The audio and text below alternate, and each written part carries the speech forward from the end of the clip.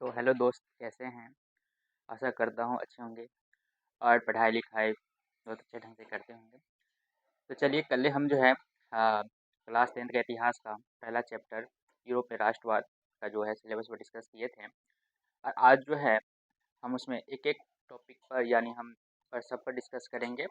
तो आज जो है क्या पढ़ेंगे? तो चलिए आज जो है हम डिस्कस क्या करेंगे? तो आज हम पढ़ेंगे कि यूरोप में राष्ट्रवाद, ये पहला पॉइंट था। ठीक। तो इसमें बोले थे कि इसको हम जो है 3 बिंदु में पढ़ेंगे। पहला क्या कारण और इसका धीरे-धीरे हर टॉपिक पर चलेंगे और अच्छे से पढ़ेंगे। तो आज हम क्या पढ़ते हैं? तो सबसे पहले समझते हैं, चूँकि हम यूरोप समझते हैं कि यूरोप एक महाद्वीप है, यूरोप के बारे में हम जानते हैं।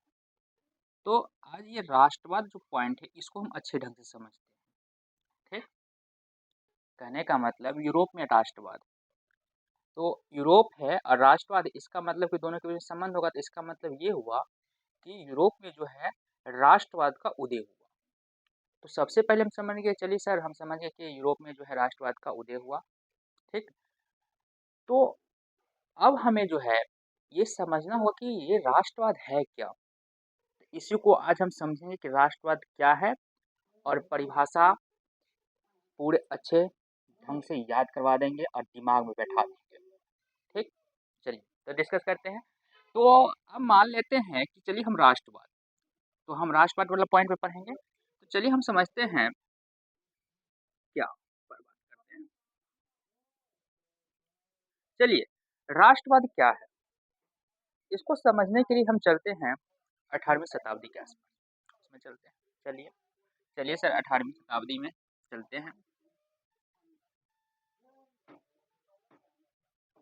अभी क्या हुआ कि इस समय में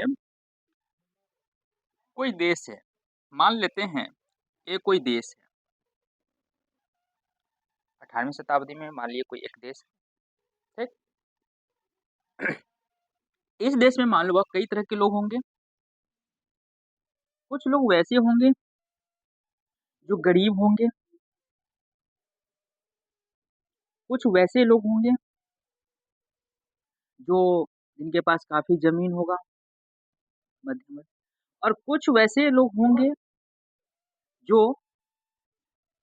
जो है राजा होंगे, महाराजा होंगे, उच्च वर्ग इससे भी होंगे।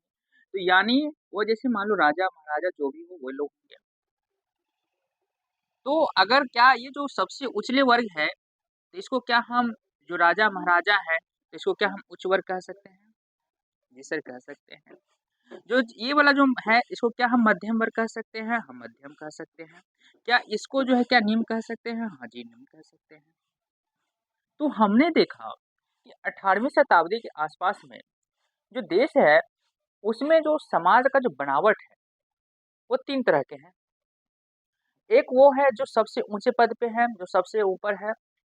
एक वो है जो मध्यम वर्ग है और एक वो है जो गरीब है, जिनके पास जो है खाने-पीने का, रहने का किसी प्रकार का उतना सुख-सुविधा उपलब्ध नहीं है। तो एक बात बताओ, जो ये निम्न वर्ग के लोग होंगे, क्या इनके पास क्या ये जो सबसे नीचे हैं, क्या इनके पास क्या ये सुख-सुविधा से रहते होंगे? सर नहीं। क्यों नहीं? क्योंकि इनके पास जो है नहीं इनके पास राजनीतिक कोई अधिकार, नहीं इनके पास जो सामाजिक रूप से कोई जो है इनको जो है आज़ाद नहीं होंगे, है ना? नहीं इनको जो धार्मिक रूप से जो है किसी प्रकार के जो छूट होगा, है ना? नहीं इनको यानी इनको हर जो है हर क्षेत्र में अगर देखें तो इनको जो है वहाँ पे ये कमज़ोर पाए जाएँगे। यानी इनको यानी यही हर क्षेत्र में जो है निचले वर्ग होंगे वो बहुत ही कमज़ोर होंगे।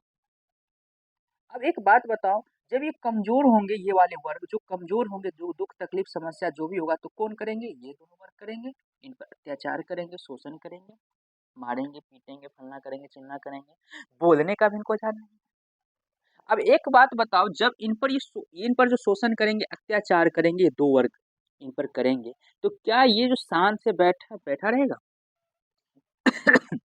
ये नियम पर सोचेंगे, भाई तुमको हम टैक्स देते हैं, तुमको समय पर हर कुछ देते हैं, तब पर भी तुम हमारे बात नहीं मानते हो, तब पर भी तुम हमारे बात नहीं मानते हो। तो तुम अगर हमारे बात नहीं मानोगे, तो तुम जो है, जो भी कुछ करोगे उसके विरुद्ध हम रहेंगे। कौन? ये तो यही ना सोचेंगे कि भाई मान लो ये व्यक्ति है, ये दोनों अगर इस पर हम अत्याचार कर रहे हैं, मार रहे हैं, पीट रहे हैं, तो भाई इसको रहा नहीं जाएगा।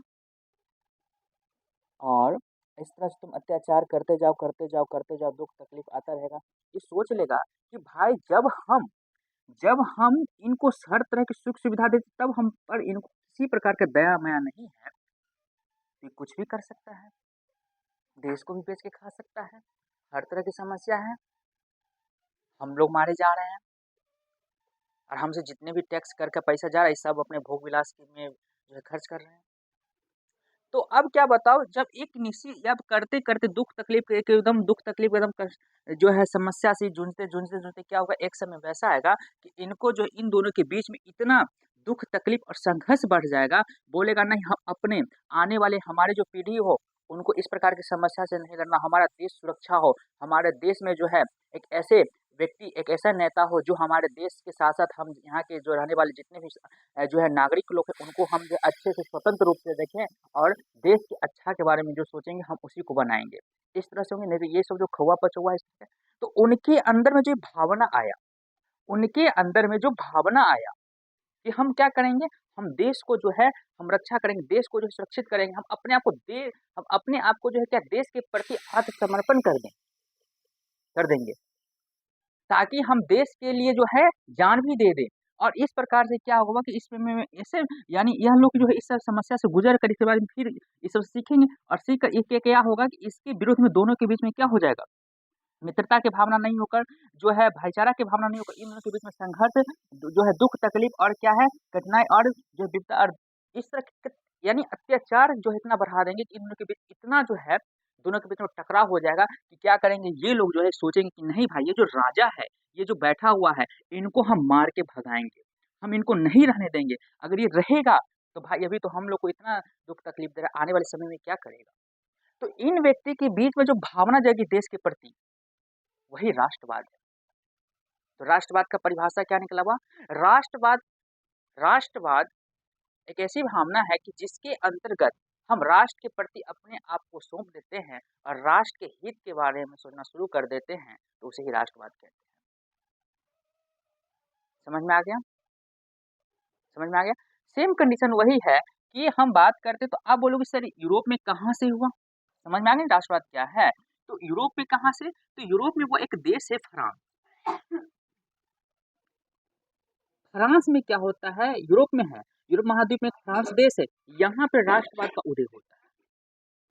यहाँ पे क्या होता है, राष्ट्रवाद का उदय होता है, कहने का मतलब यही है कि जब यहाँ के जो फ्रांस के जो आम जनता के द्वारा यहाँ यहाँ के भी समाज 3 वर्ग में यहाँ के समाज जो थे वो वही 3 वर्ग में थे। एक एक था उच्च वर्ग, एक था निम्न वर्ग, एक था मध्यम वर्ग और एक था निम्न वर्ग।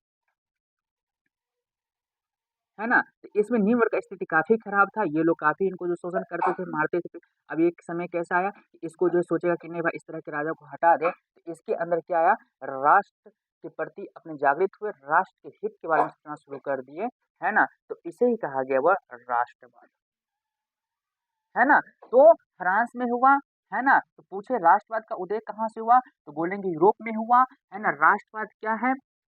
तो बता दिए कि राष्ट्रवाद वह भावना है कि जिसके अंतर्गत हम अपने आप क्या करते हैं, राष्ट्र के प्रति समर्पण कर देते हैं और राष्ट्र के हित के बारे में सोचना शुरू कर देते हैं, उसे ही राष्ट्रवाद कहते हैं। तो राष्ट्रवाद का उदय कहाँ से हुआ? तो कोई पूछे यूरोप से। यूरोप में 3 देश से हुआ, फ्रांस से हुए। तो क्या फ्रांस में ही जो है वहाँ पे लोगों को शोषण हुआ? हाँ, बहुत ज़्यादा शोषण। बहुत लोग जो है तुमको आगे पढ़ाएँगे कि यहाँ के जो राजा थे, लुई सलोमा, उसको किस तरह से जो है हम लोग मारते हैं, गिलोटिन पर चढ़ाकर उनको मार दिया जाता है। ये सारे कहानी जो है हम पढ़ेंगे। तो समझ में आ गया कि राष्ट्रवाद क्या है? तो राष्ट्रवाद क्या है, वह कि राष्ट्रवाद क्या है? हम अच्छे से समझ गए कि राष्ट्रवाद वह भावना है कि जिसके अंतर्गत हम सभी लोग राष्ट्र के प्रति समर्पण कर देते हैं और राष्ट्र के हित के बारे में सोचना शुरू कर देते हैं, उसे ही राष्ट्रवाद कहते हैं। ठीक है? तो राष्ट्रवाद समझ गए कि राष्ट्रवाद का परिभाषा हम लिख लेंगे, है ना? कि राष्ट्रवाद होता क्या है। ठीक है? तो अब समझ गए, अब यही बात है जो हम पढ़ेंगे तो इस टॉपिक से हम समझ गए राष्ट्रवाद का उदय कहाँ से हुआ, किस प्रकार से हुआ, है ना? तो परिभाषा समझ गए, तो आज के लिए इतना ही रहने देते हैं। आप क्या कीजिएगा, इसका कारण क्या है, उस पर डिस्कस कीजिएगा। तो राष्ट्रवाद के दिखने समझने में कोई दिक्कत तो नहीं? ठीक है? तो आज के लिए इतना ही रहने देते हैं और जो है आप आशा करता हूँ कि आप अच्छे से समझ रहे होंगे, है ना? तो आज इतना ही रहने देते हैं, कल हम इसका कारण पर डिस्कस करेंगे, है ना? तब तक के लिए इतना ही रहने देते हैं, है ना? जय हिंद, जय भारत।